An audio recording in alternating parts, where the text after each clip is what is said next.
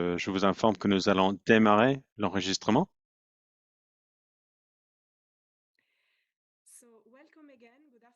Alors, bienvenue au troisième webinaire pour le cycle BEST sur l'application des sciences comportementales pour le tourisme durable. Nous avons aujourd'hui nos collègues de l'équipe Behavioral Insights qui vont nous conduire de la connaissance à la pratique. Nous allons regarder un exemple concret ou plusieurs exemples concrets en fait sur le tourisme durable et surtout la gestion des flux touristiques. Et nous allons regarder comment la connaissance comportementale et cette méthodologie peuvent nous aider à gérer ces enjeux et ces défis.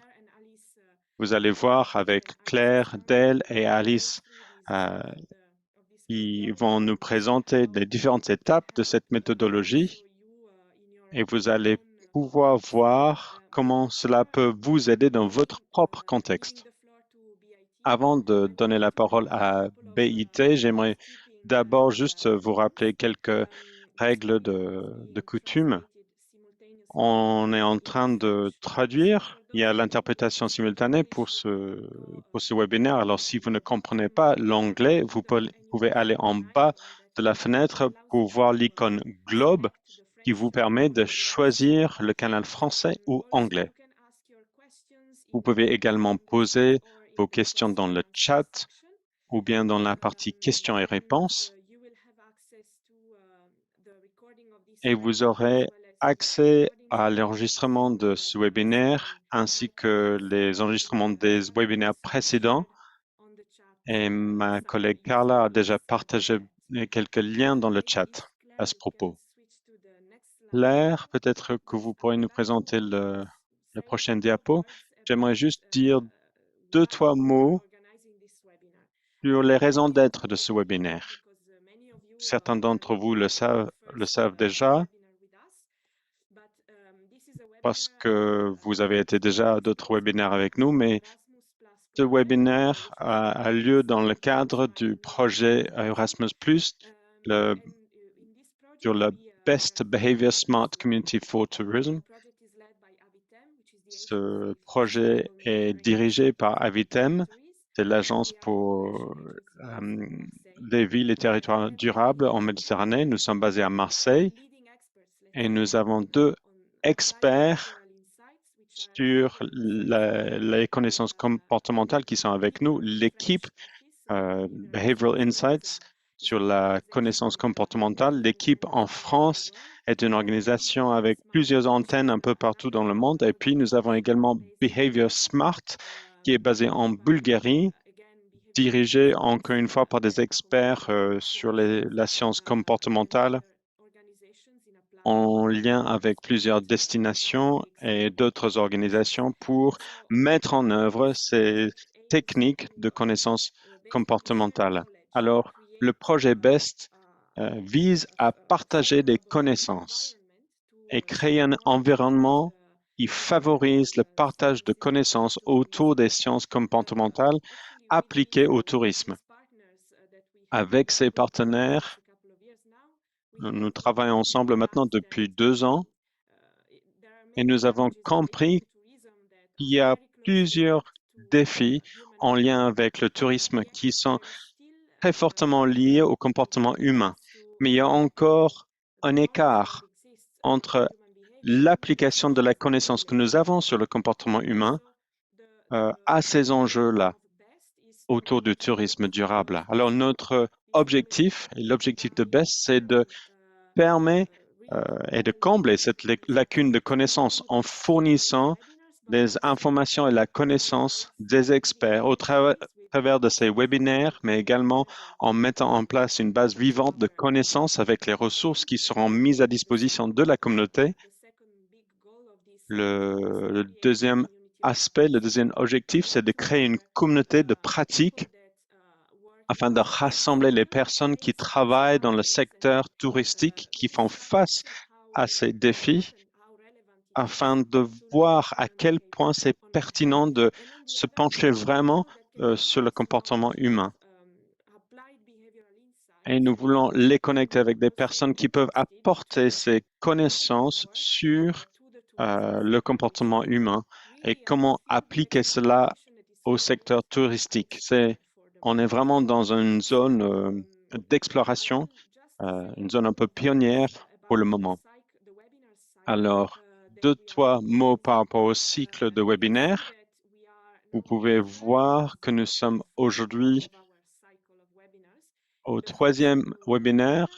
Le premier, avec BIT, nous avons présenté cette approche comportementale. Nous avons regardé le cerveau humain pour comprendre ce qui se passe quand on prend des décisions et pourquoi il est pertinent d'avoir ces informations quand nous sommes en train de concevoir des politiques publiques et des services. Et puis le deuxième webinaire, nous avons regardé plus en profondeur le secteur touristique et nous avons pu voir comment les différentes compagnies et destinations ont pu mettre en œuvre ces connaissances comportementales. Et dans ce troisième webinaire, ce que nous allons faire, nous allons regarder vraiment l'aspect pratique de comment mettre en œuvre cette approche comportementale. Et puis, nous aimerions également vous inviter pour notre quatrième et dernier webinaire le 16 mars. À ce moment-là, nous allons regarder vers l'avenir. Nous allons regarder les enjeux à venir, les défis à venir et les perspectives autour du comportement humain en lien avec les acteurs touristiques et le tourisme en général et comment on peut mieux partager ces informations pour résoudre ces défis futurs. Sur la prochaine diapo, nous allons voir toutes les informations en lien avec ce quatrième webinaire et vous avez ici une code QR pour vous inscrire. Et Carla a déjà partagé le lien pour vous inscrire dans le chat. Alors, pour ma part, je pense que c'est tout ce que j'avais à dire. N'hésitez vraiment pas d'interagir dans le chat et aussi sur la partie questions et réponses parce que ce webinaire va être vraiment interactif. C'est notre but aujourd'hui. Nous comptons sur votre participation très active. Merci encore et je vais donner la parole à Claire et Alice de BIT pour le reste du webinaire. Parfait, merci vraiment de cette introduction. Alors, comme Julia l'a dit, ce que nous voulons faire aujourd'hui, c'est vivre un moment interactif. Nous allons vous présenter la méthodologie que nous utilisons à BIT pour réfléchir et résoudre des défis autour du comportement. Nous allons vous présenter des exemples en présentant des projets pour bien illustrer cette idée. Mais l'idée, c'est de pouvoir profiter de cette session en utilisant le chat, les questions-réponses, des outils Slido aussi, où vous allez pouvoir partager vos réflexions, vos pensées, votre expérience, vos questions. Il y a aussi à la fin un moment pour questions et réponses. Donc, nous n'allons pas uniquement présenter, tout au long de cette session, nous voulons pouvoir réfléchir sur vos expériences, réfléchir sur vos défis, vos questions autour de la durabilité dans le tourisme pour essayer de voir une approche comportementale, répondre à vos questions par rapport à notre approche en termes de méthodologie pour résoudre vos problèmes. Alors, nous souhaitons vraiment que vous puissiez profiter de ces outils et nous poser vos questions et partager vos réflexions autour de vos défis. Très rapidement, parce que nous avons beaucoup d'outils sur Zoom, nous avons ce module questions et réponses. Il vaut mieux peut-être utiliser la question-réponse. Si vous avez des difficultés, vous pouvez utiliser l'icône lever la main, mais questions et réponses. En bas, Q et R. C'est là où il faut commencer. Merci, Alice. Alors, pour nous, nous comptons vraiment sur vous pour participer, mais pour notre part, nous allons vous présenter notre approche méthodologique sur comment appliquer les connaissances comportementales à de vrais défis euh, de- du tourisme durable. Nous allons présenter plusieurs étapes pour identifier un défi comportemental et puis regarder comment et de quelle manière et pourquoi nous testons des interventions comportementales. Pour nous, c'est vraiment important en tant que chercheurs de travailler avec euh, les recherches que nous faisons sur le terrain. Et nous allons vous présenter un peu cela aujourd'hui. Alors, dans la question et réponse, n'utilisez pas le chat, mais peut-être dans la question et réponse Q&A, partagez avec nous un défi autour du tourisme durable auquel vous avez fait face ou un changement que vous aimeriez voir ou peut-être partager avec nous votre expérience. euh, et vous allez pouvoir nous en parler plus à la fin de la session. Nous allons garder un œil là-dessus. Nous allons répondre aux questions au fur et à mesure ou sinon les garder jusqu'à la fin.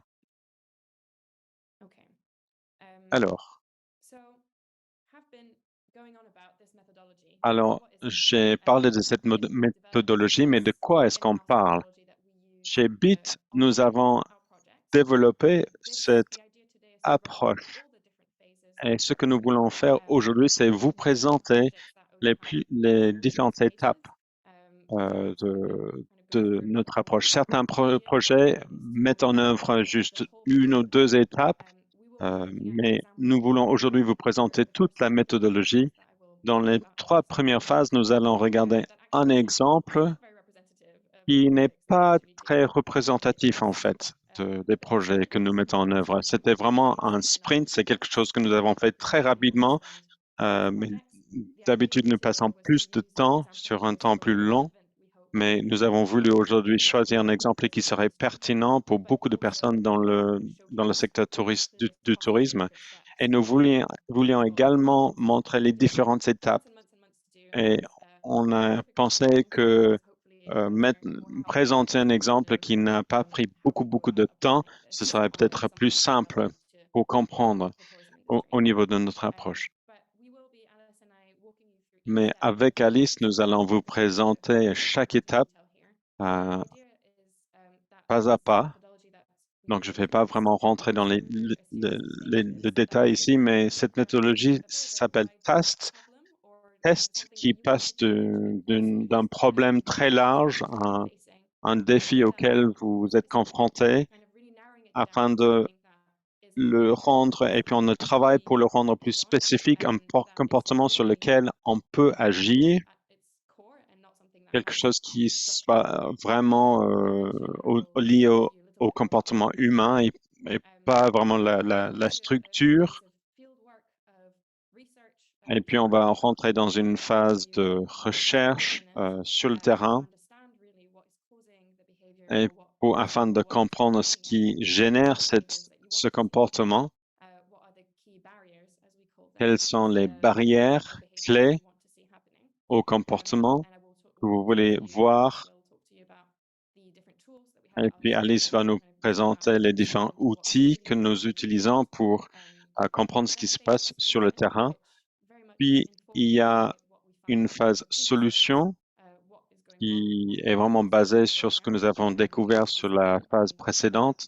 Quelles sont les barrières? Nous allons mettre en œuvre et concevoir des solutions innovantes pour régler le problème qu'on a identifié. Ces solutions vont être basées sur nos connaissances du cerveau humain et le comportement humain afin de viser vraiment les barrières qu'on a découvertes.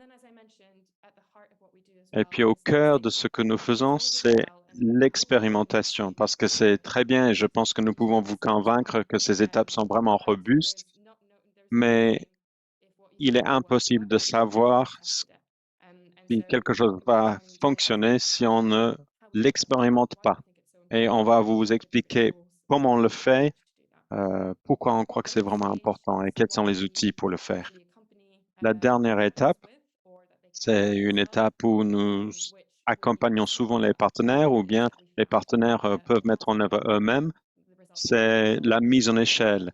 Ils vont adapter peut-être les résultats de l'expérimentation, ils vont peut-être ajuster certains aspects et puis mettre à échelle tout ce qui fonctionne.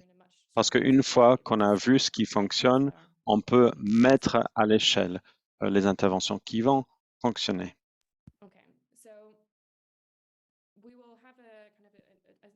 Nous allons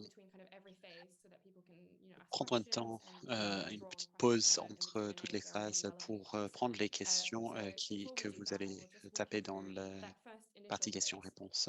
Mais avant de faire cela, je vais parler de cette première étape de ciblage. L'objectif, c'est de définir l'objectif de votre projet, ce que vous souhaitez faire, le périmètre de votre projet et puis les comportements et les résultats mesurables.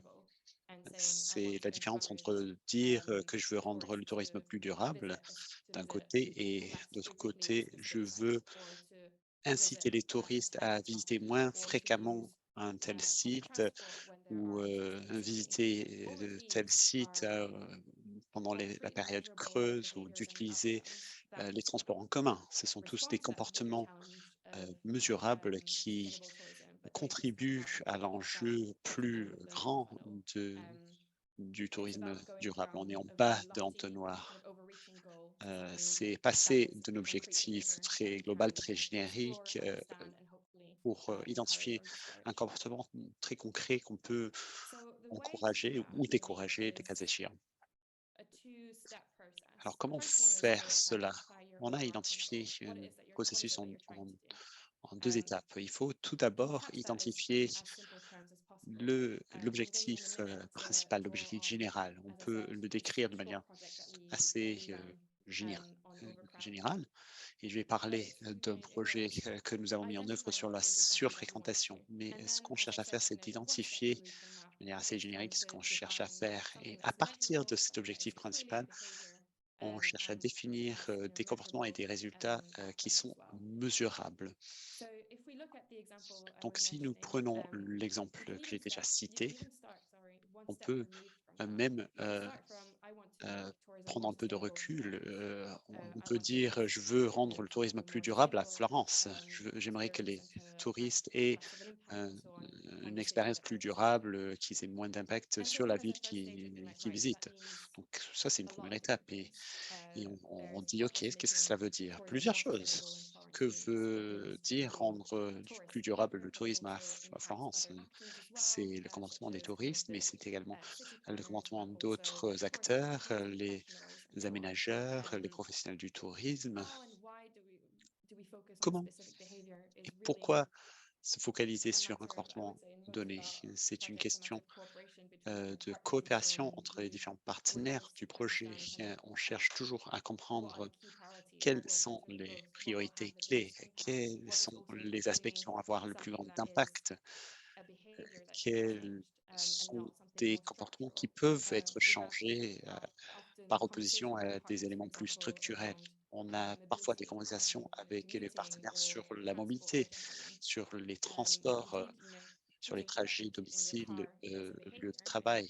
Choisir de prendre la voiture est un comportement. On pourrait imaginer que c'est une question sur laquelle on pourrait se focaliser, mais euh, le vrai problème dans ce cas est souvent un manque d'infrastructures parce que les euh, travailleurs n'ont pas forcément d'autres options. Donc, est-ce qu'on peut vraiment classer ça comme un comportement sur lequel on peut avoir une action efficace si les infrastructures n'existent pas. Donc, dans cette phase de ciblage, il s'agit de comprendre le contexte et comprendre quels changements peuvent avoir un impact, quelles sont les actions qui peuvent vraiment être efficaces. On ne parle pas seulement d'un objectif général de rendre plus durable le tourisme à Florence, d'identifier des objectifs plus concrets. Donc, c'est passer à d'un objectif plus euh, générique pour identifier un comportement concret, mesurable, dont l'impact euh, sera réaliste et faisable. Donc, la catégorie, rendre le tourisme plus durable peut être justifiée, mais on utilise certains outils, par exemple la cartographie des comportements pour comprendre les différentes activités, les acteurs, qui interagissent, qui ont d'impact les uns sur les autres et on essaye d'identifier, plus clairement les comportements sur lesquels on veut agir. Il a été très rapidement, dans le cadre de notre exemple, identifié que la surfréquentation a un impact très important, à la fois sur l'expérience des touristes et c'était également une priorité pour l'ensemble des partenaires, les professionnels du tourisme, donc les autorités municipales et les touristes eux-mêmes. Une fois qu'on avait identifié cet objectif de réduire la surfréquentation à Florence, de il y a 2 types de d'actions. On pourrait d'un côté, encourager les touristes à visiter les sites moins connus, donc on redirige, les touristes et on pourrait également encourager les touristes à visiter les sites connus, mais au moment, où il y avait une fréquentation moins intensive. Donc on a élargi, les périodes, pendant lesquelles les touristes pourraient, visiter ces sites et on a une action, qui peut avoir un impact sur fréquentation. Ce sont 2 actions concrètes, mais on n'a pas encore identifié les sites qui sont concernés. Donc, il y a une étape de plus qui va également dépendre des données, que vous avez à votre disposition, ainsi que des partenaires que vous pouvez mobiliser, pour identifier les actions qui seront faisables. Ce sont, des éléments, que nous pourrons creuser un peu plus s'il y a une question. Mais dans ce cas, nous avons, heu heu, identifié, ce comportement, tangible, élargir l'empreinte touristique pour réduire la surfréquentation, aux sites les plus fréquentés à Florence. Je ne sais pas s'il y a des éléments à rajouter? OK, nous allons ajouter un nouvel outil, si nous n'avions pas déjà essayé. Nous avons créé un espace Slido pour que, les personnes puissent participer avec nous pendant la session. Plus de technologie, est-ce que c'est toujours mieux? Nous allons bon, en tout cas, regarder cet espace Slido, mais nous, sommes aussi, tout à fait prêts à suivre la question-réponse, l'espace questions-réponses dans Zoom. L'idée, c'est de vous demander d'identifier des contextes ou des comportements, que vous voulez voir changer dans votre ville et nous allons essayer de voir si on peut identifier un angle comportemental, pour agir, sur ce comportement. J'ai vu dans le chat qu'il y a déjà des remarques. Une première remarque de la part de Sinan, heu, qui dit que, la mesure de l'empreinte carbone, grâce à différents logiciels est très important. Donc Sinan, si vous souhaitez intervenir, on pourrait vous donner la parole si vous voulez dire un peu plus, concernant ce point.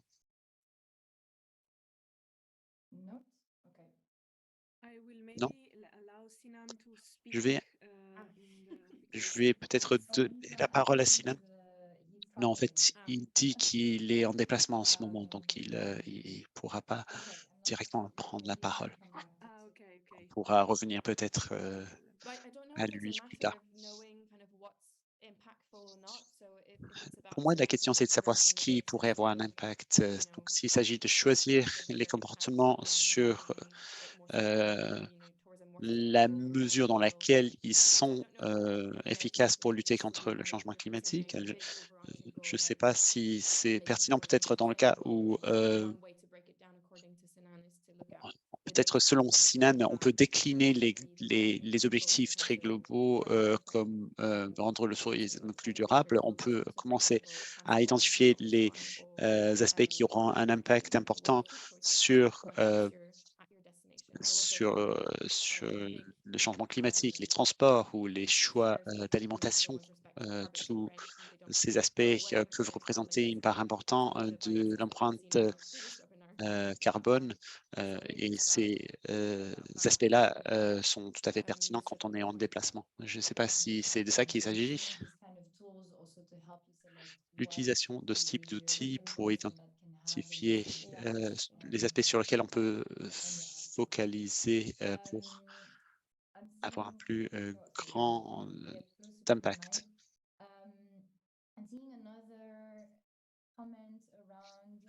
Je vois également une autre, remarque, sur I think le partage, I was also mentioning that, to be able des to automobiles, spread, le spread covoiturage. tourists on longer time periods, you need to Et have, puis il y a une question the également application for that. concernant, I think those la that l'offre des have nuitées more routes disponibles. spreading them kind of throughout the day, which has its own Dans mon challenges cas, because je parlais de la fréquentation d'un will site want to pendant use the ferry to get une to get journée. but also for C'est un example, autre places like enjeu. France or Nous places savons like que dans Oxford, certaines villes, comme people Florence, où flock les to températures the sont site chaudes, outside of those hours instead. les So visiteurs ont tendance à definitely visiter, issues au in moment où terms les of trying températures to sont moins élevées. trying to encourage Ce n'est pas une question tourists to take flights at different times qui during est the day. facile, And definitely, mais I il think s'agit a effectivement challenge when we come to think d'encourager les trying to visiteurs think about kind of à the fréquenter les typical sites à différents moments de la tourist journée season. et notamment One peut-être big d'élargir, obviously la saison structural barrier to that touristique. is Il y a une barrière school holidays. structurelle, ce And sont trying effectivement to les get vacances kids to go to scolaires. On peut places essayer de and trouver des encourage families solutions, to go skiing. très It's not a very good inventives example pour because it's encourager les very familles à restricted participer aux during sports school d'hiver. holidays. C'est peut-être pas un bon Except exemple, for parce que c'est specific très times, limité dans le temps, mais like de school visiter un holidays will site be touristique, an à un option, moment when donné, mais the les vacances proper scolaires holidays vont, do. parfois intervenir pour empêcher à ce qu'il y ait So un I have changement another à grande comment échelle. from Sarah on J'ai how également does un traveling commentaire affect de la public part, lands? de What if someone Sarah is living to a destination in concernant, Tahiti? I heu, think that's a really good comment on example and peut something very inciter, specific.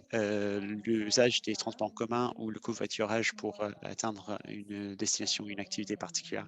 Il what serait type intéressant of que refugees d'entendre Sarah, peut-être nous expliquer son contexte particulier et les enjeux if auxquels, yes elle and fait face. in leadership. Julia, si on Yes, peut donner la parole à Sarah, absolutely. ce serait chouette. I'm just looking for Sarah. J'essaie de trouver Sarah parmi les Just participants. 1 second. Une seconde. She was in the list, but now I don't Elle see faisait her partie in de la liste, mais je ne la vois plus. she was in the list of spectators, but Elle faisait partie des, I don't see Sarah in. personnes dans le Maybe Sarah, public. if you can. She has not. Sarah She qui has nous dit not. dans le chat Yeah, qu'elle yeah, n'a pas Sarah le is here. micro. Elle est basée She's à running Vestralen this activity. So et just elle, to dirige des that person that activités, basées sur la running nature, où il n'y a the pas beaucoup activity. de So transports en commun. perhaps Alors you c'est put this un in the exemple, par interface of exemple, a donc project. avant de choisir, You cet you objectif have to comme, make sure that there is l'axe principal d'un this projet, il faut consistency. peut-être So d'abord if s'assurer enough qu'il y a person des, supports moyens de transport this way, some alternatifs. S'il n'y a carpooling, pas, other des people transports en commun, totally il faut voir s'il y opposed. a If des they are possibilités de opposed, covoiturage qui sont then that proposées. person make sure Si to c'est look quelque at chose qui est what proposé, alors là, on peut, barriers for people se joining poser la question de savoir quelles sont les barrières what are the things pour, that they need to encourage qui people empêchent to les, carpool more visiteurs à choisir ce to mode de transfert et to qu'est-ce qu'on peut faire to pour make this happen. encourager, heu,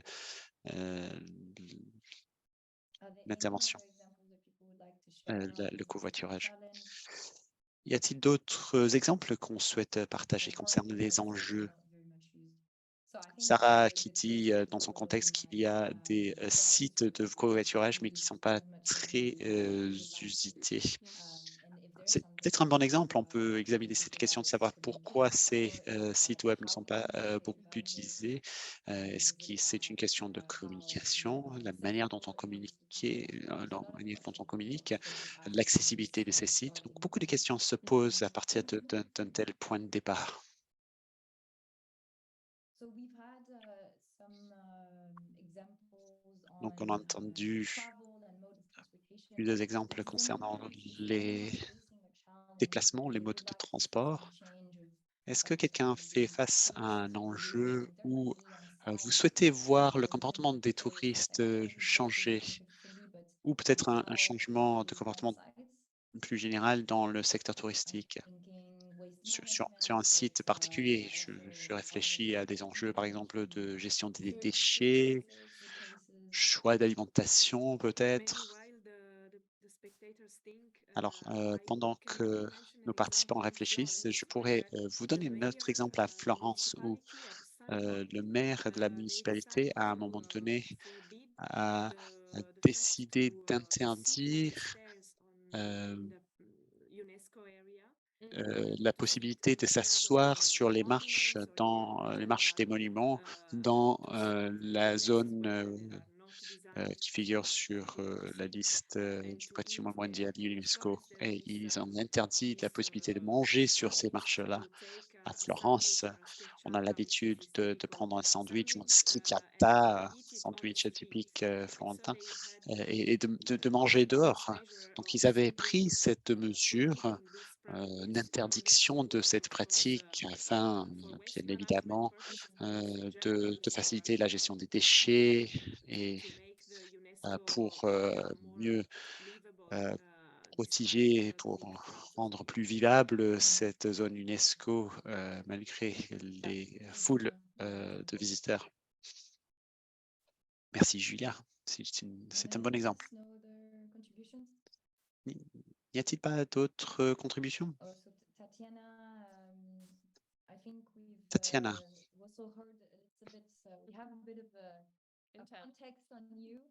on connaît un tout petit peu votre contexte. Je sais que vous venez d'arriver dans la Réunion.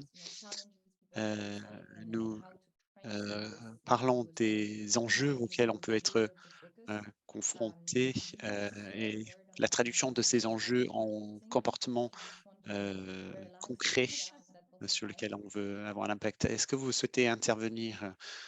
Vous avez peut-être envie juste d'arriver et de vous poser, je ne sais pas, mais est-ce que vous voulez intervenir pour nous expliquer votre situation? Tatiana, je pense que vous avez maintenant la possibilité de prendre la parole si vous le souhaitez. Nous demandons des interventions directes parce que nous savons que vous avez déjà partagé un exemple d'un enjeu auquel vous êtes confronté. Je pourrais peut-être me faire porte-parole de la situation de Tatiana. C'est une question intéressante. Concernant la sensibilisation, par exemple, des visiteurs qui viennent dans une région qui est touchée par les questions de la chaleur estivale et des feux de forêt, afin d'inciter les visiteurs à ne pas jeter leurs mégots de cigarettes et de faire plus attention au risque d'incendie comparé à d'autres régions où le risque est moindre. C'est une réalité, par exemple, dans le sud de la France. Je sais qu'il y a beaucoup de questionnements autour de cette question des incendies, des feux de brousse dans le sud de la France. Donc, c'est une question réelle. Ok, donc on pourrait peut-être continuer, mais je pense que c'est vraiment une question très importante et très intéressante de réfléchir à comment est-ce qu'on peut vraiment cibler les raisons derrière votre défi et le lien avec le comportement humain. On peut regarder le comportement des personnes sur les sites, les choix qu'ils font autour de l'alimentation, autour des déchets, autour du chauffage, ou on peut regarder également les flux et comment est-ce que les personnes se déplacent, comment est-ce qu'ils voyagent. Il faut réfléchir peut-être autour de ces deux questions. Est-ce qu'on veut voir un changement au niveau du contenu de ce qu'ils font ou bien des flous, des déplacements des personnes?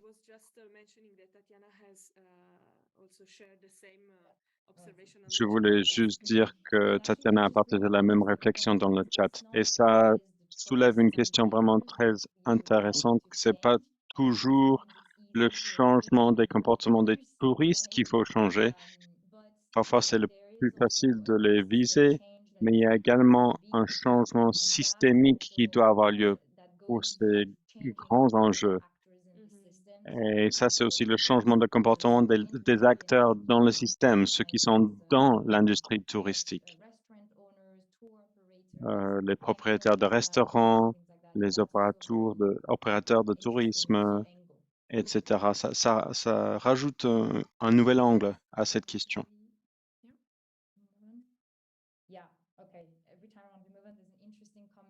Alors, à chaque fois que je veux continuer, je vois un commentaire très intéressant dans le chat, mais je pense que oui, ce que Karl a dit, c'est vraiment très intéressant, cette question des stations de ski. Beaucoup de personnes aimeraient voir des changements autour des activités qui sont pratiquées sur la montagne. Est-ce qu'il y a des adaptations qui doivent être mises en œuvre? Mais il y a bien sûr des résistances au changement de pratiques voilà, on a toujours fait d'une certaine manière. Donc, cette question pour l'industrie du ski est vraiment de comment est-ce qu'on peut faire des changements systémiques.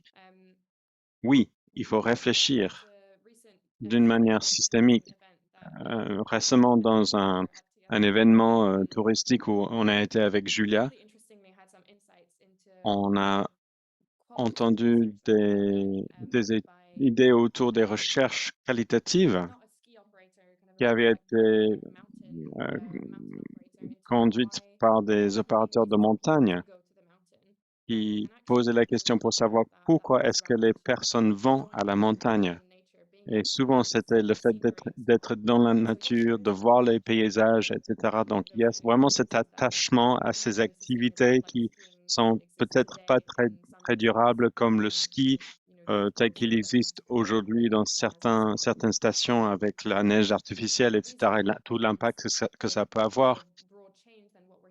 Mais une raison pour un changement profond, ce serait peut-être pas uniquement ce que les touristes veulent voir et veulent faire, mais c'est aussi ce que les professionnels veulent et les impacts sur les modèles économiques qui sont déjà en place et la saisonnalité de l'exploitation des montagnes.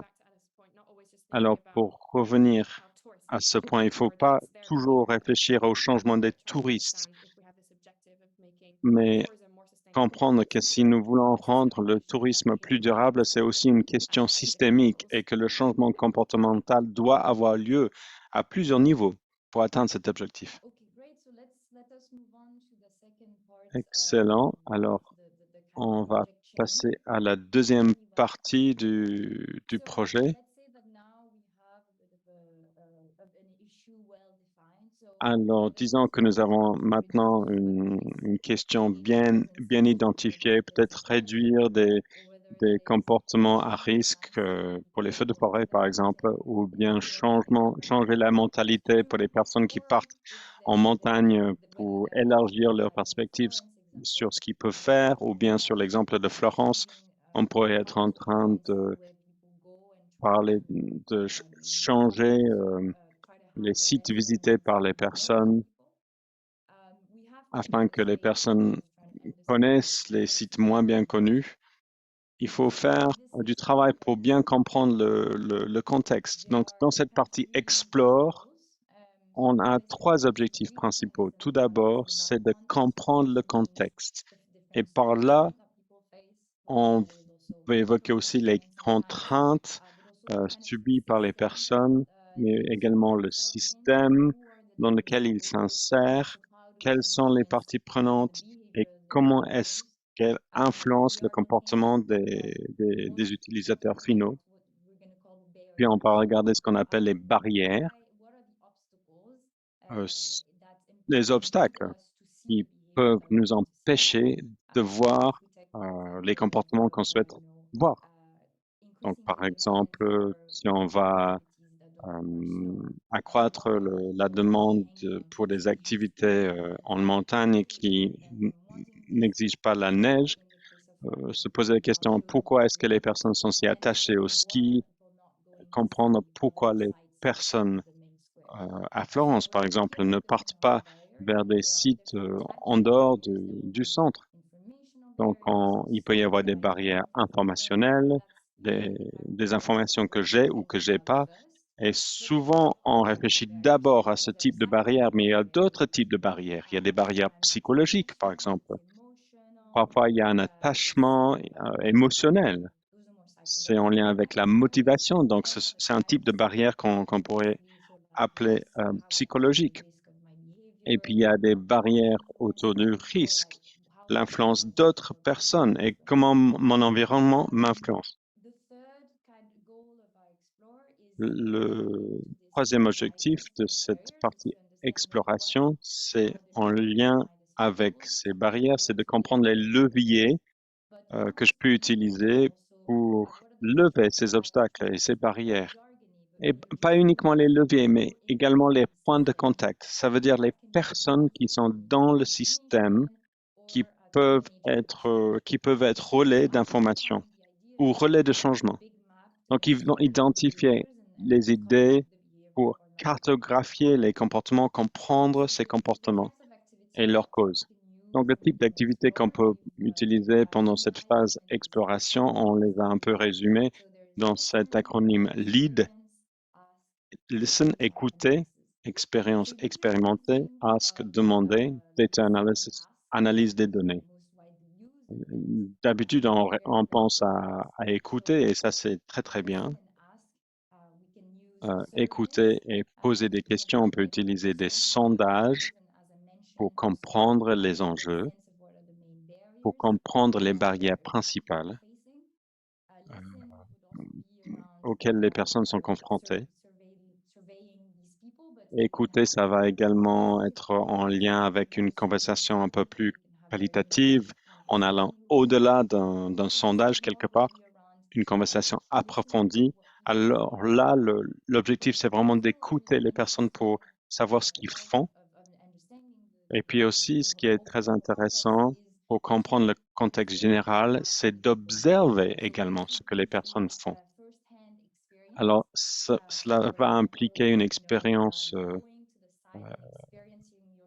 réelle, c'est-à-dire aller sur le site vous-même et faire cette expérience d'être touriste et d'utiliser certaines activités. Là, vous allez peut-être pouvoir glaner des informations que vous n'avez pas pu avoir. Il est aussi intéressant d'analyser des données. Par exemple, il peut y avoir des données de flux qu'on peut analyser, mais on peut également regarder des données dans la littérature et ce que les chercheurs ont déjà examiné. Les chercheurs se sont déjà penchés sur à peu près tout. Donc, vous allez trouver un article qui peut vous aiguiller autour de votre question. Alors, nous utilisons ces méthodes pour cartographier et comprendre le contexte de cette question. Alors, pour vous donner un exemple très concret, nous étions en train de travailler sur le tourisme à Florence et après un peu de réflexion, nous avons décidé de nous concentrer sur l'expansion de l'empreinte touristique au-delà de cette zone patrimoniale. Alors, comme Claire a dit, nous avons passé un seul après-midi à faire ce que d'habitude on ferait en plusieurs mois, mais même cela, ça nous a donné de nouvelles informations. Alors, vous n'avez pas besoin de faire les 4 aspects de lead. Bien sûr, ça c'est l'idéal, mais même faire un peu de recherche, ça va vous aider. C'est mieux que de ne rien faire. Alors, ce que nous avons fait dans le contexte de cet atelier, nous avons dit à tout le monde, tous les participants, même si c'était des experts du secteur touristique qui travaillaient dans le secteur déjà depuis des années, donc c'était pas pour dénigrer leur expérience, mais on voulait juste les encourager à essayer d'être touristes. On les a envoyés sur 3 sites à Florence. Donc, il y avait la galerie Uffizi, il y avait le musée Duomo et il y avait aussi le Palais Vecchio. C'est des endroits où c'est vraiment difficile de faire du travail sur le terrain. Tout d'abord, on leur a donné un guide d'entretien pour poser des questions et essayer d'apprendre pourquoi les personnes sont là et d'où ils ont leurs informations. Deuxième, on avait des exercices d'observation. On a présenté des cartes, on a essayé de montrer où est-ce qu'on retirait les meilleures informations. Donc, je ne vais pas vous expliquer tout, mais dans cet exercice d'observation, une chose qui était vraiment intéressante, c'est ce que nous avons compris que les personnes faisaient de la queue là où il y avait de l'ombre. Alors, cela nous a donné une idée en nous disant qu'on pourrait peut-être faire une carte, un plan avec des lieux de fraîcheur, des îlots de fraîcheur quelque part où on peut se retrouver à l'abri du soleil. Alors, encore une fois, on aimerait vous redonner la parole et vous entendre encore sur votre expérience par rapport aux défis que vous avez évoqués. Est-ce que vous avez déjà fait des recherches? Et là, j'entends dans le sens large, ça peut être vraiment juste parler avec les touristes, faire des sondages ou lire des articles ou regarder des données. Qu'est-ce que vous avez déjà fait pour essayer de comprendre le défi auquel vous êtes confronté? Pour essayer de comprendre pourquoi les personnes ne changent pas, même s'ils devraient être en train de faire autre chose.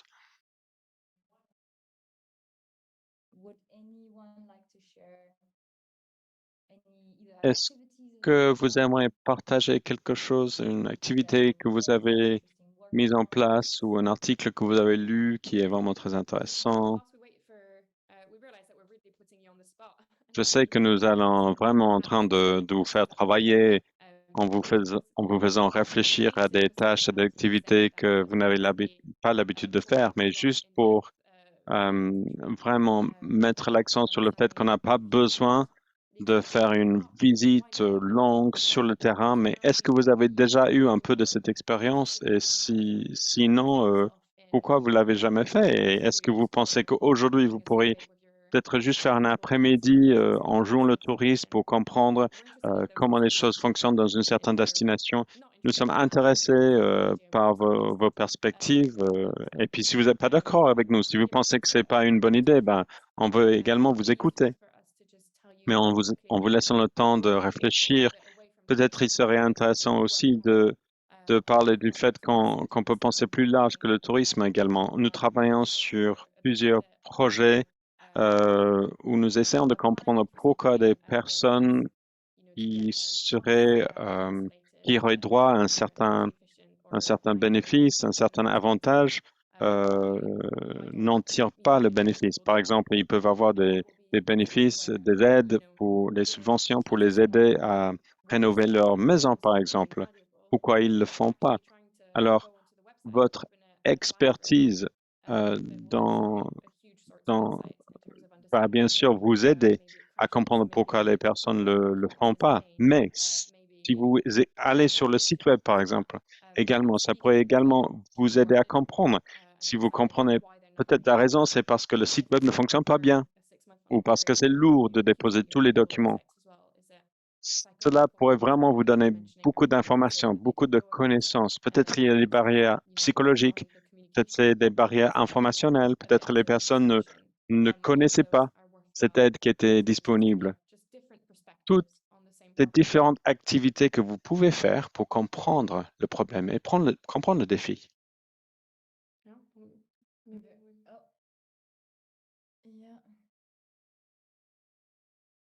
Okay, Nathan's contribution from Canada's behavior science team. Alors, nous avons une contribution de l'équipe de la science comportementale au Canada. Est-ce que vous avez des approches qualitatives structurées quand vous faites du travail observationnel ou est-ce que c'est plutôt ouvert? Je pense que ça dépend vraiment du sujet parce que de manière générale, nous aimons dans notre approche avoir des aspects qualitatifs parce que nous pouvons beaucoup apprendre au travers des sondages, mais parfois ce que nous avons besoin d'apprendre est vraiment très subtil, c'est autour de la psychologie. Alors, nous avons découvert qu'avoir des aspects qualitatifs pour compléter les aspects quantitatifs, Ça, c'est vraiment important. In some cases, we have observational work. Parfois, nous avons For du example, travail observationnel. C'est pas quelque chose que nous mettons en œuvre très souvent. Parfois, il y a des questions éthiques parce que l'observation des personnes n'est pas toujours pertinente ou parfois ce n'est pas, il y a des sujets éthiques, mais essayer de vivre un service vous-même, ça c'est déjà quelque chose, surtout pour les interventions numériques. Si vous pouvez vous-même comprendre les difficultés et les barrières et là où il y a des problèmes, c'est déjà très intéressant et très utile. Je regarde l'heure, dit Claire, et je me dis qu'il faut peut-être avancer un peu.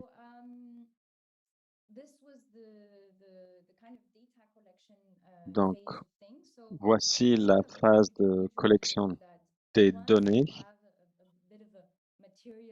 En général, quand nous avons déjà des résultats des sondages, des entretiens, il faut comprendre ces éléments. Et il faut les comprendre d'une manière qui va nous permettre de concevoir de bonnes interventions. Nous avons plusieurs modèles que nous pouvons mettre en œuvre. Il y a 1 million de, de différents modèles et il faut que le modèle s'adapte au projet. Mais juste pour aujourd'hui, on va vous présenter 2 modèles qui peuvent être utiles pour vous dans votre recherche. Nous avons trouvé utile de, de regarder le parcours utilisateur. Nous décomposons l'activité dans des petits pas qui conduisent vers un comportement. Par exemple, à Florence, nous avons voulu nous concentrer sur la visite et comment est-ce qu'on peut encourager les touristes à élargir leur liste de sites qu'ils vont visiter. Mais du coup, nous nous sommes dit qu'il fallait comprendre ce qui se passe avant et ce qui se passe après. Alors, nous avons décomposé euh, le parcours utilisateur en 4 étapes. Tout d'abord, la phase planification, et ça n'a pas toujours lieu, mais le touriste va planifier et réfléchir là où il va aller. Euh, Ça peut être le jour même, mais c'est là où la personne va décider où elle va aller. Et puis, il y a l'arrivée. Vous voyez l'environnement autour de vous. Et puis, il y a la partie visite. Et puis, le départ. Alors, pourquoi nous avons ces 4 étapes? Ça nous permet de faire 2 choses. Ça nous permet de cartographier les barrières qui peuvent se présenter à chaque étape. Donc, par exemple, au niveau de la planification, je n'ai peut-être pas toutes les informations. Donc, il y a un seul site qui me présente, ou bien au niveau de l'arrivée, je n'ai pas vraiment l'impression d'avoir un choix parce qu'il y a un seul endroit. Visite, pourquoi est-ce que les personnes ne vont pas ailleurs? Et puis après, quand ils vont partir, où est-ce qu'ils vont et pourquoi ils ne vont pas dans certains autres sites? Alors, on est en train de cartographier le parcours utilisateur en identifiant ses points de contact et ses opportunités également pour l'intervention. Alors, vous pouvez intervenir euh, à l'endroit où la personne va chercher ces informations à l'office de tourisme, un site web, etc. L'arrivée, c'est vraiment très important. C'est ce qu'on voit quand on arrive. C'est les informations qu'on reçoit à l'arrivée.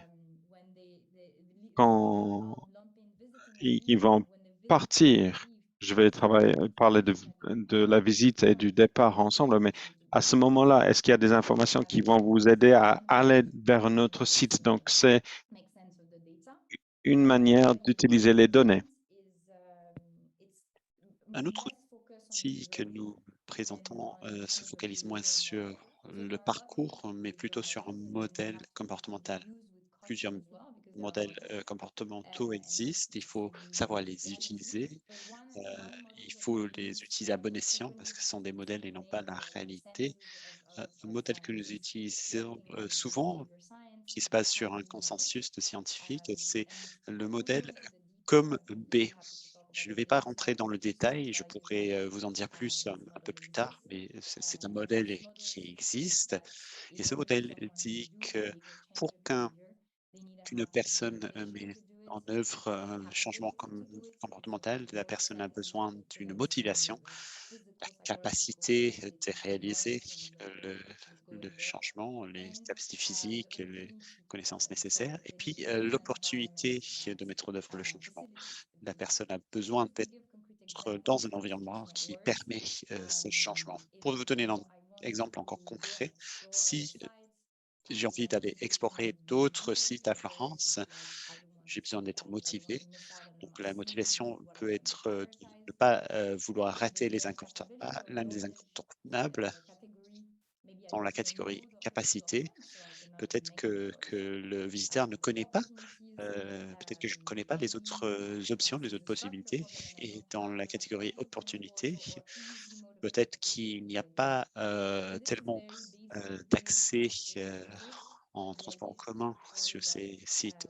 Voici donc une présentation très simplifiée, mais on peut utiliser ce modèle pour trier les données et afin de nous aider à comprendre où se situent véritablement les goulots d'étranglement, où se situent les enjeux à résoudre. S'il y a une question de connaissance ou de capacité, c'est peut-être par là qu'il faut commencer. Et cela peut donner aussi des idées d'intervention. Julia, est-ce que vous Sorry, souhaitez it was a intervenir? mistake. Non, j'ai levé la main par erreur. Je m'excuse. So if, yeah, I'll just continue, but don't hesitate Je vais to ask other questions. poursuivre, mais n'hésitez pas à poser d'autres questions. So from these insights that we have À gathered partir about des the different différentes types of barriers, informations we take rassemblées this et collectées, into our solution phase. nous We're trying to passons mix two à l'étape de things. solution et nous essayons These de insights from the mixer field, deux but éléments, also à la fois some les work informations that allows recueillies us to sur le go out terrain, in the literature mais and également see are des there connaissances specific tirées de la science littérature. that have Nous essayons looked de at voir this s'il y a des that études dans les sciences can tell us comportementales what could be qui ont applicable or examiné not. cette So then question we can have et qui ont implications of certain peut-être types of proposé intervention des that would work interventions better. qui pourraient être efficaces And dans notre cas. for this, there are a lot of different ways Dans to go cette phase, about it. il y a plusieurs approches qui peuvent But être what mises en we have œuvre, found helpful in some cases ce and for qui some of a our pu être partners, utile dans certains cas avec especially certains de nos when we're not partenaires, that so et familiar notamment with behavior euh, science, is to si follow vous some ne types of connaissez pas therapeutic très bien frameworks. les sciences So what comportementales, I on peut presented there is suivre a framework un developed by cadre, et le the cadre que je vais team that's called présenter EAST. est un And cadre it's développé meant par to notre be équipe qui very s'appelle simple EAST. and easy to C'est un use. acronyme en anglais And it states qui that est for conçu pour any être simple interventions d'utiliser. that we were developing, Selon cette in order approche, to pour have toute the most intervention que vous behavioral cherchez à or possible, the élaborer, most effective possible, afin que as cette our intervention soit le plus efficace purpose is to possible, have it il be y a easy, des principes attractive, à suivre. social, and funny. L'intervention doit It is être also facile, achievable, by the way, through attractive, conversational sociale skills. et opportune. And I won't necessarily go into the details Nous of avons the rédigé un five rapport à main ce outcomes, sujet. but just to Je say ne vais that pas in this rentrer dans le phase where détail we ask de ourselves, okay, ces what can we différents do principes, and what mais je interventions dirais should we que put in place, lors de cette phase où we nous nous use and demandons rely on quelles this interventions mettre en framework place, on is to peut give us a direction tirer where to go. profit de ces With cadres pour nous some donner quelques examples. So orientations. just to give you some examples of Pour vous these donner categories quelques to exemples, make je it a vais little bit more vous concrete. expliquer deux So catégories when qui we sont un say peu plus easy, it's concrets. quite Quand on parle self-explanatory. de quelque It's chose easy qui est if we can facile à observe mettre the en place, behavior to ça have it s'explique change peut-être tout if seul, it's mais il possible. faut Very que le friction, changement when the comportemental behavior soit le can plus push facile people possible. S'il y a des away. frictions, on Making it peut attractive, that can mean perdre for a des lot of gens en cours different de route. things. That can mean Rendre l'intervention tourism in the attractive, context of tourism. That can mean cela attracting peut veut attention dire plein de choses dans le to tourisme. places, On so parle placing du fait footprints d'attirer or having l'attention, donc on peut visible mettre cues par terre showing importance, des empreintes, des pas de pied here euh, or to go. pour orienter Attractive can also be used les in a pas sense des of touristes, mais an attractif incentive. peut So think être about utilisé dans un autre motivational incentives signification, l'utilisation d'incitation, de moyens d'incitation. Ça peut être des incitations financières, mais pas toujours des, des cartes fidélité. Ce serait un exemple d'une incitation financière, mais on peut imaginer d'autres programmes où on peut gagner des lots qui n'ont pas forcément une valeur financière. Rendre votre intervention sociale. Il y a plein de manières de procéder à ce niveau-là, mais euh, quand, quand on parle de social, on parle du fait de tirer profit des différents réseaux qui existent pour rendre efficace l'intervention. Et deux exemples du fait de rendre l'intervention opportune. Quand on dit opportun, on parle du moment où on délivre les informations. La mise à disposition d'une information peut avoir un effet différent selon le moment où elle est délivrée. Est-ce qu'il faut montrer les informations au moment de l'arrivée du touriste? Mais dans cette catégorie de- d'une intervention opportune, on peut réfléchir à des manières pour aider les touristes à mieux planifier leur visite. S'il y a des informations, par exemple, sur les moments de surfréquentation des sites en donnant cette information, on peut inciter un visiteur à visiter tel ou tel monument à un moment où il y a moins de fréquentation. Donc, selon notre méthodologie, on, on identifiait tous ces éléments, toutes ces interventions possibles. Ensuite, il n'y a pas de secret, il n'y a pas de méthodologie étape par étape. Mais on essaie d'utiliser un processus participatif qui réunit l'ensemble des parties prenantes.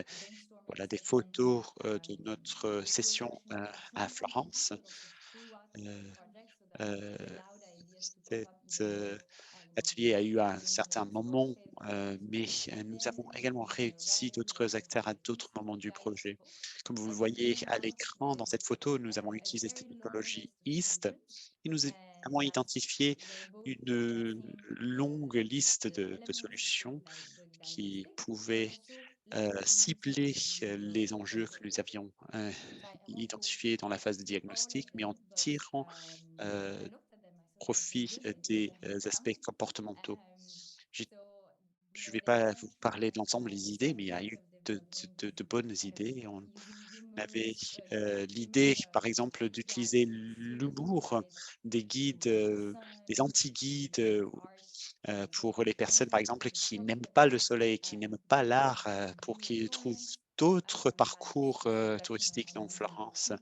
On avait cette idée d'utiliser les temps où les touristes sont dans les files d'attente pour donner des informations. L'idée de tickets de loto permettant de gagner des places à des destinations surprises, peut-être des aides à la décision et de la planification, permettant de personnaliser sa visite à Florence.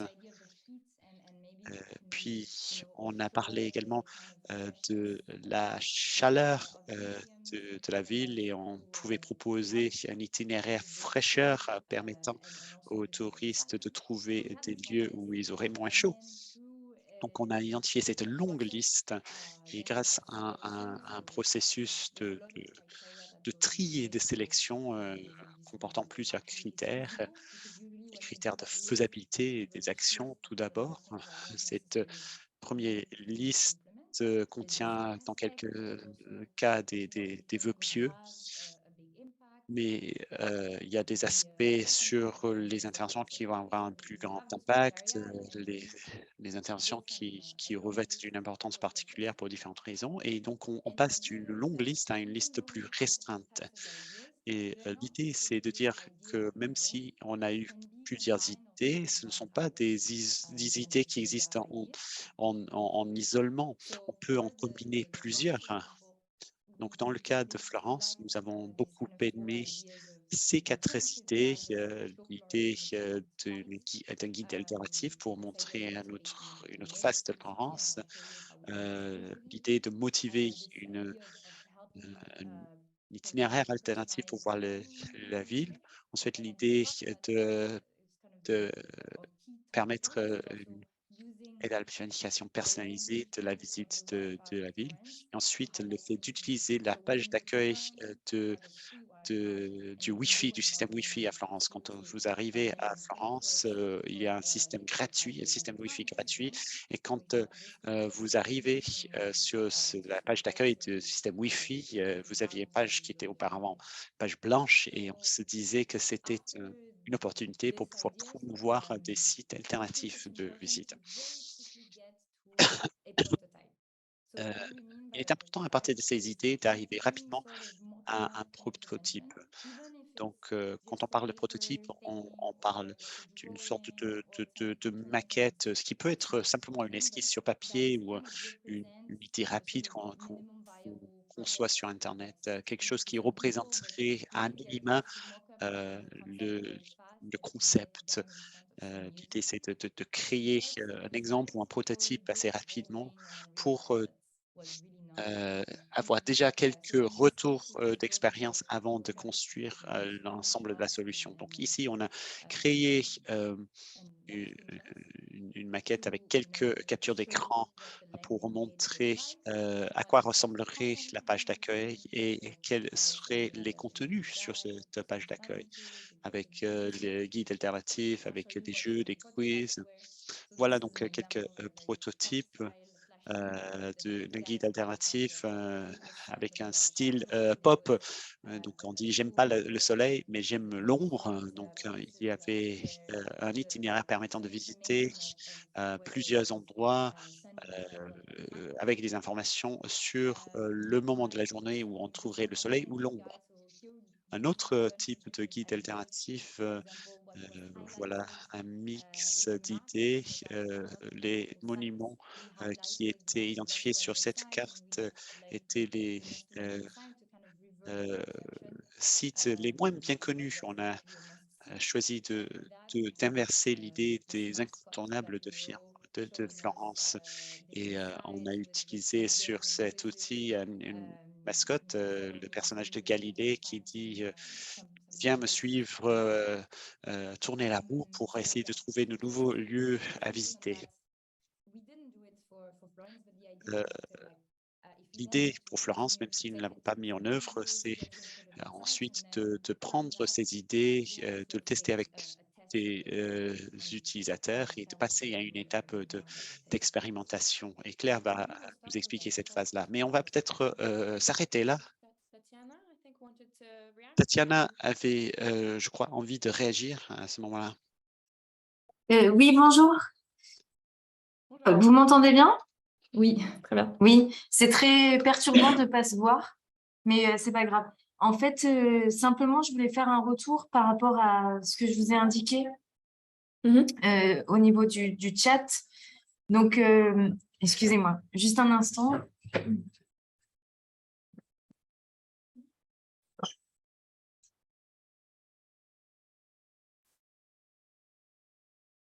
Alors, oui, pardon.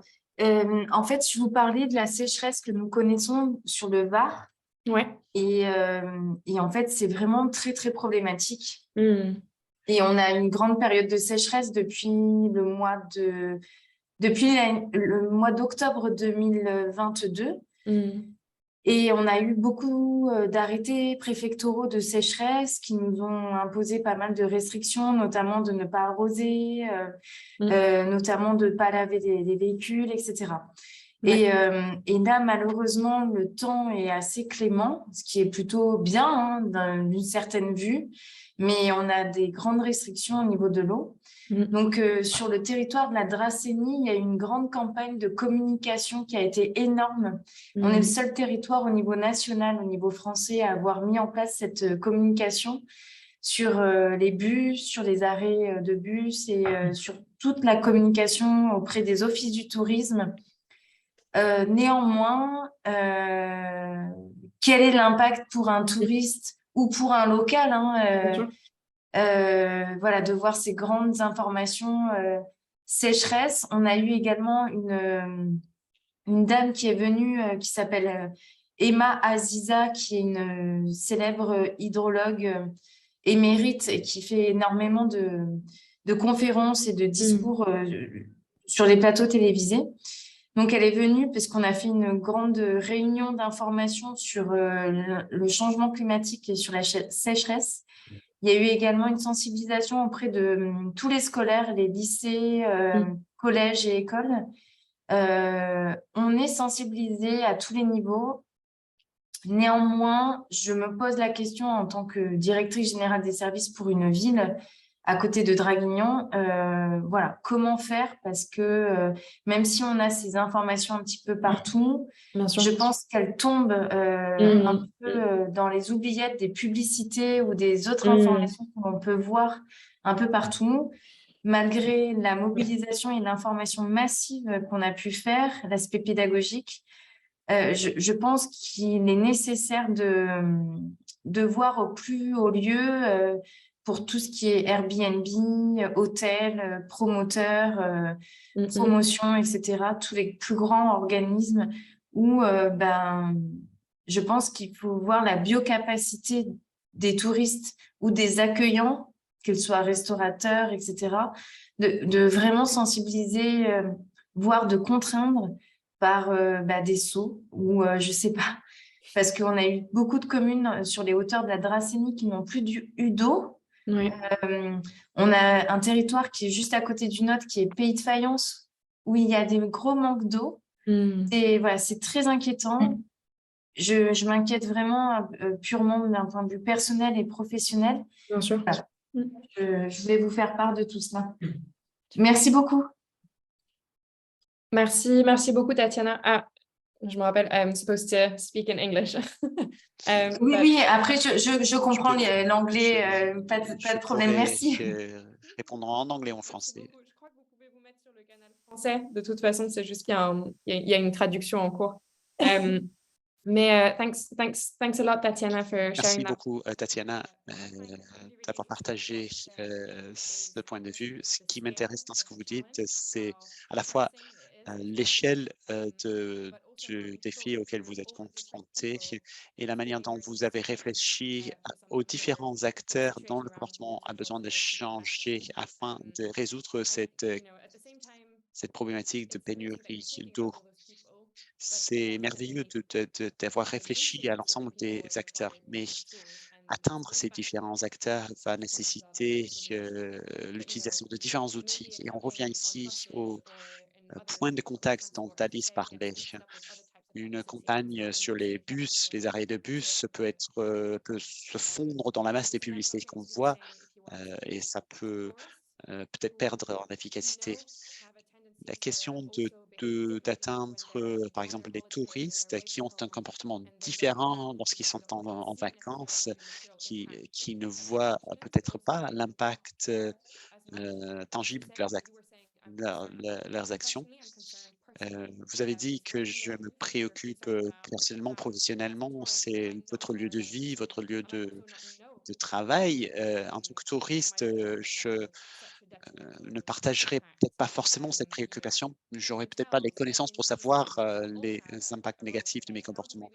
Les hôtels, les Airbnb, ils ont tous leur rôle à jouer. Comment les identifier, comment les attendre, comment identifier le bon point de contact. Et cela nécessiterait des recherches. Il faudra sans doute réfléchir à comment communiquer auprès des personnes nécessaires. Qu'est-ce qui manque? Est-ce que ce sont des connaissances qui manquent sur les pénuries d'eau? Avec la nouvelle réglementation, peut-être qu'ils sont sensibilisés, mais est-ce qu'ils connaissent les actions nécessaires? Quelles sont les actions qui vont avoir d'impact? Quelles sont les actions qui n'en ont pas? Est-ce qu'ils sont volontaires? Parce que cela va nécessiter une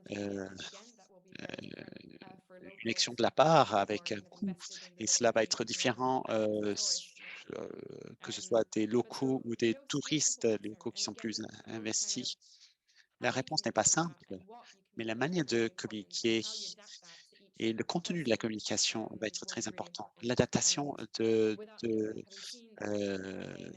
cette communication aux différents cibles va être important. Donc, sans connaître la campagne, sans connaître exactement le contexte, et ce sera difficile de vous donner des points de vue spécifiques.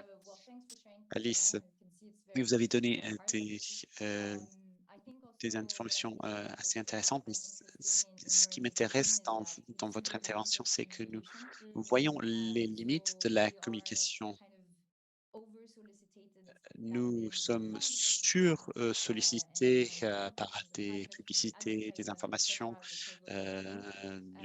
des autorités publiques, des acteurs privés, et on peut avoir l'impression de vivre une saturation par les informations. Il y a plusieurs personnes qui nous disent oh, je ne peux plus entendre parler des menaces le public a tendance à ne plus écouter les messages trop alarmistes.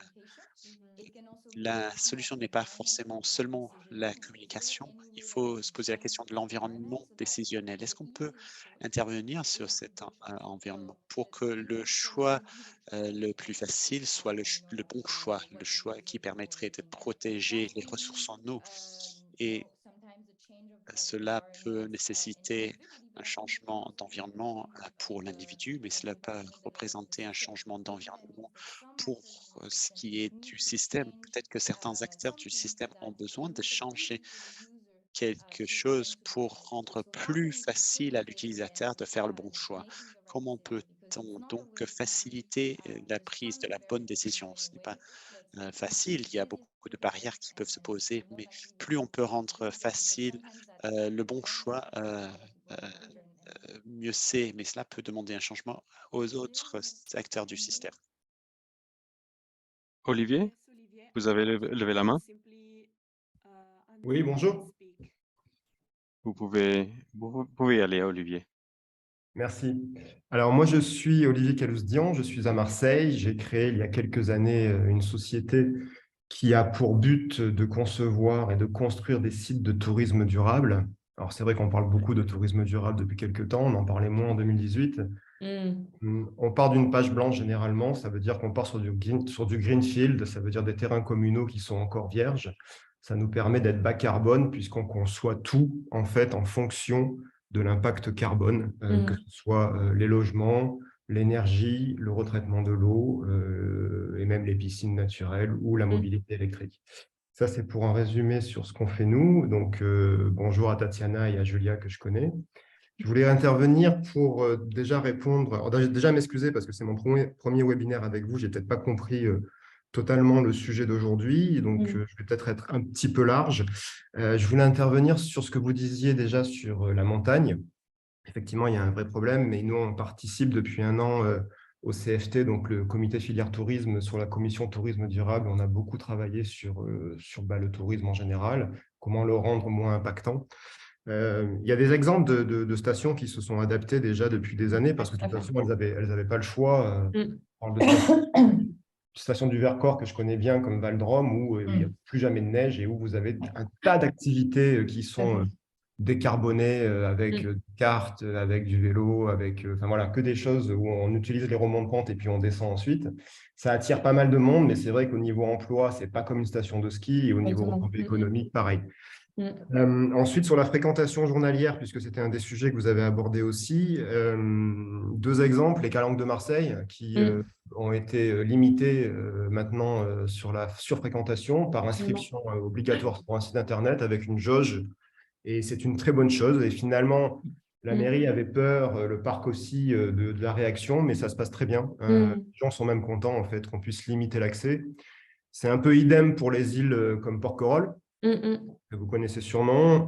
Bon, là, la limitation est un peu plus complexe parce que c'est une entreprise privée qui fait les navettes. Donc, voilà, ça pose quelques soucis. Mais en tout cas, c'est un sujet qui est en cours. C'est une île aussi où il est interdit de fumer.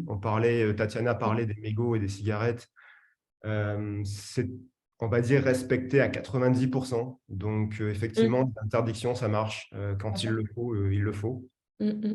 Pareil pour l'eau. L'eau à Porquerolles est amenée par barge tous les jours. Il n'y a pas d'eau à Porquerolles. Donc là aussi, il y a une limitation très stricte de l'eau. Et ça fait des années que c'est comme ça. Et c'est une île qui est toujours fréquentée avec beaucoup de plaisir. Ensuite, je voulais vous parler des comportements.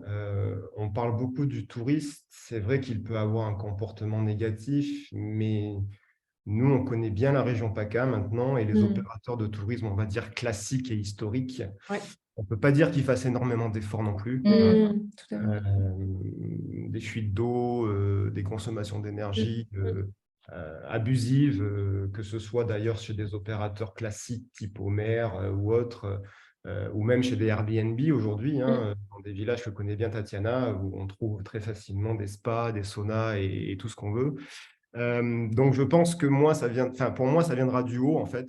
C'est-à-dire que si on offre des sites de tourisme durables, mais réellement durables, et le durable n'est pas une opposition au confort, très loin de là, avec des architectures vertueuses, le client, lui, il est prêt à ça. Il est prêt à se servir d'une énergie qui soit solaire. Il est prêt à savoir que l'eau qu'il utilise va être recyclée en phytoépuration.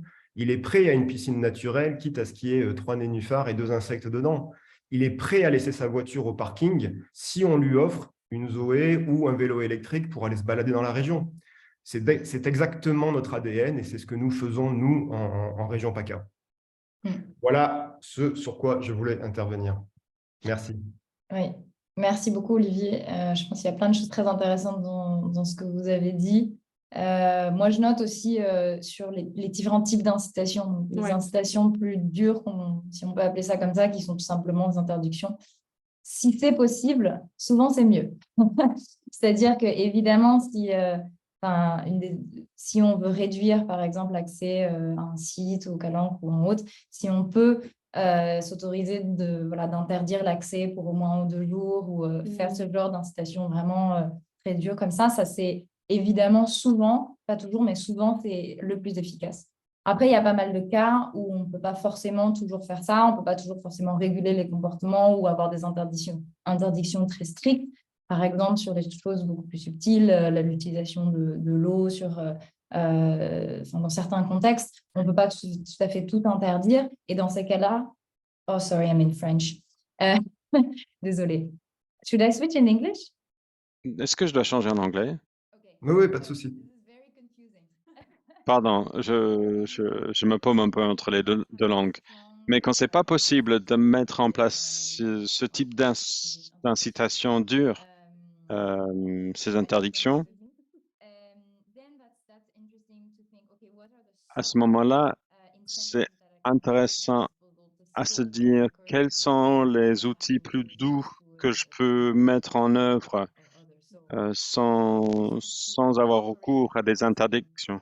Alors, juste pour dire que oui, on n'est pas en train de dire qu'il faut jamais prendre des mesures dures. Souvent, c'est bien pour l'environnement, mais ce ne peut pas couvrir tout. Et puis, il y a aussi cette dimension de ce qui est acceptable. Olivier a dit qu'il y avait une certaine appréhension à la mairie par rapport à la limitation d'accès au Calanque. Cela ne m'étonne pas, en fait, que ça a bien fonctionné pour plusieurs raisons. Parce que beaucoup de touristes s'attachent vraiment à ce paysage et ils veulent vraiment protéger cet endroit. Ils veulent aussi bien en profiter. Ils vont mieux en profiter quand il y a moins de monde. Et puis, si vous ne vous inscrivez pas, on ne peut pas rentrer. Et donc, ça, c'est plutôt bien. Et je comprends que ça ait bien fonctionné. Au niveau des comportements pour l'environnement, quand il y a un coût élevé pour vous, quand il y a des interdictions ou des limites sur l'utilisation d'eau ou que vous n'avez pas le droit d'utiliser une piscine, de remplir une piscine ou utiliser votre voiture, ça peut être bien accepté si les gens comprennent vraiment l'urgence de la situation, mais cela peut aussi avoir des retours négatifs. Si les personnes ne comprennent pas bien, si vous soulignez bien le risque d'une amende, mais qu'en réalité il n'y a aucun contrôle, aucune surveillance, cela va pas fonctionner parce que les personnes se disent, ben, en réalité, je peux le faire, c'est pas grave. Donc, il n'y a pas vraiment une seule solution pour toutes ces différentes situations. Mais je pense que ce que vous avez dit, Olivier, c'est vraiment très intéressant parce qu'il y a un lien ici avec ce qu'Alice a dit. c'est-à-dire de rendre ce comportement le plus facile possible. Et parfois, ça veut dire aller vraiment en amont dans la chaîne afin que les options qui me sont présentées en tant que touriste, que ce soit des options toutes durables. Et pour cela, on revient vraiment au début. Il faut créer cet environnement. Ne pas nous concentrer, comme Alice l'a dit tout à l'heure, sur les changements au niveau des touristes, mais vraiment comprendre cela comme l'écosystème et comprendre tous les différents acteurs. Olivier, vous avez parlé de la montagne en lien avec ce que nous avions dit tout à l'heure. Peut-être que les incitations économiques sont en train d'empêcher le changement vers des activités plus durables, même si les personnes sont prêtes à changer. Alors, on n'a plus de temps et nous voulons que les personnes puissent encore partager. Donc, je vais juste essayer de passer très vite sur la partie test.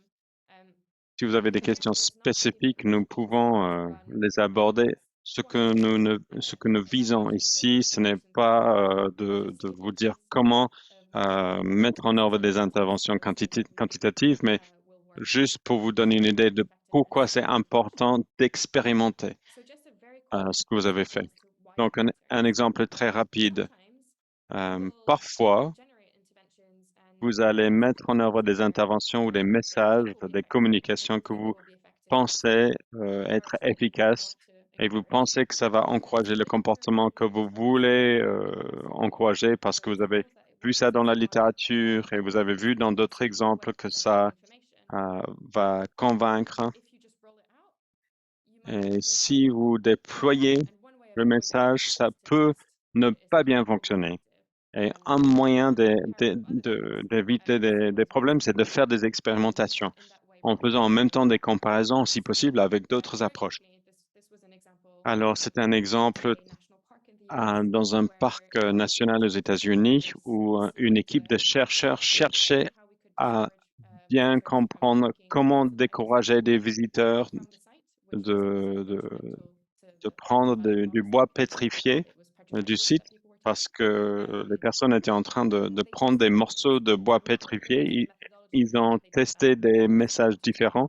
On ne va pas rentrer dans les détails de la méthodologie parce qu'on n'a plus de temps, sauf si vous avez des questions spécifiques, mais ils ont pu mettre cela en place de manière suffisamment randomisée sur les différents sites dans le parc pour vraiment voir quels étaient les messages les plus efficaces.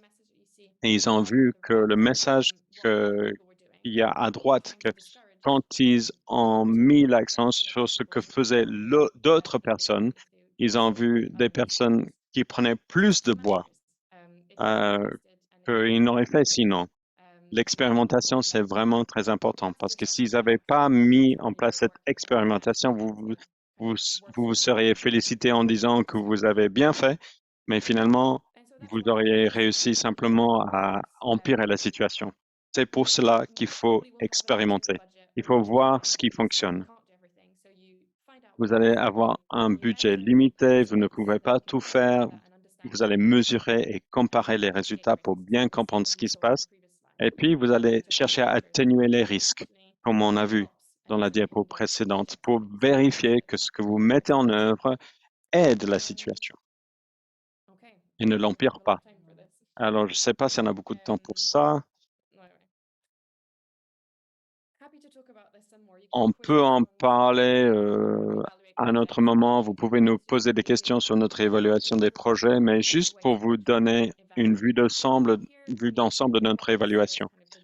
Ce que nous voyons ici comme le standard d'or ici, c'est d'avoir vraiment des recherches quantitatives avec des groupes randomisés, avec des preuves sur ce qui fonctionne et ce qui ne fonctionne pas. Mais cela ne veut pas dire que vous devez devenir chercheur quantitatif afin de comprendre et d'expérimenter vos connaissances. Vous pouvez le faire d'autres moyens.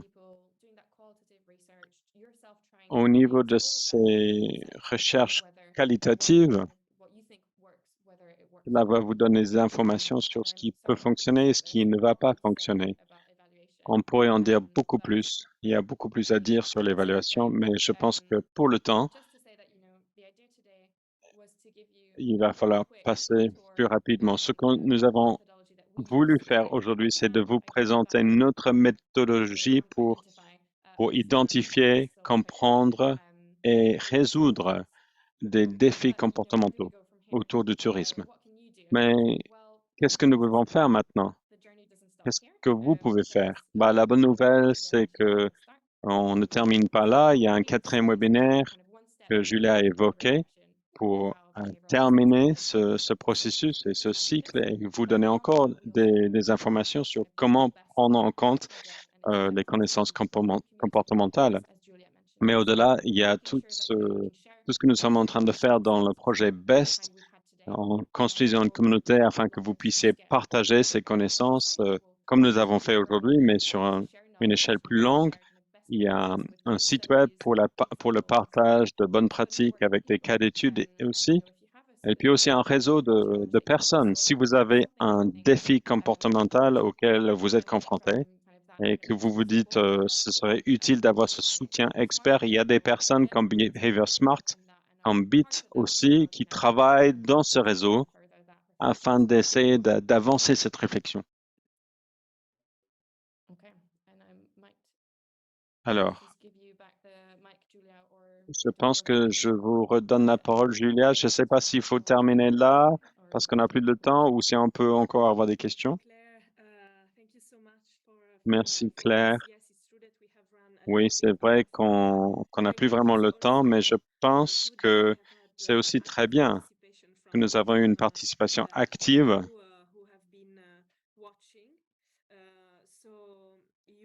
de tous les participants. Ça, c'est vraiment très bien. On est content d'avoir pu avoir cette participation. Donc, je remets le lien pour le prochain webinaire dans le chat. Nous avons une page LinkedIn et une page, un canal Twitter aussi. Tout va être partagé sur le chat. Je sais qu'il vous reste plus beaucoup de temps, mais si vous avez une question brûlante, est-ce que vous pouvez lever la main maintenant et puis être vraiment très, très bref? Ce serait très bien. De toute façon, vous allez avoir accès à l'enregistrement et la présentation PowerPoint que nous avons utilisée aujourd'hui. Et nous sommes vraiment à votre disposition pour répondre à des questions. Vous pouvez trouver nos coordonnées sur le site web. Et bien ici sur la diapo aussi. Bon, je pense que nous allons pouvoir clôturer ce webinaire vraiment très intéressant. Merci beaucoup à Claire et à Alice qui nous ont vraiment aidés et nous ont vraiment donné une présentation approfondie de cette méthodologie test. J'espère que vous avez vraiment pu en tirer des bénéfices pour votre travail. Et alors, nous vous donnons rendez-vous le 16 mars pour notre 4e webinaire et également sur nos réseaux sociaux. Merci à chacun et jusqu'à la prochaine fois. On se voit la prochaine fois.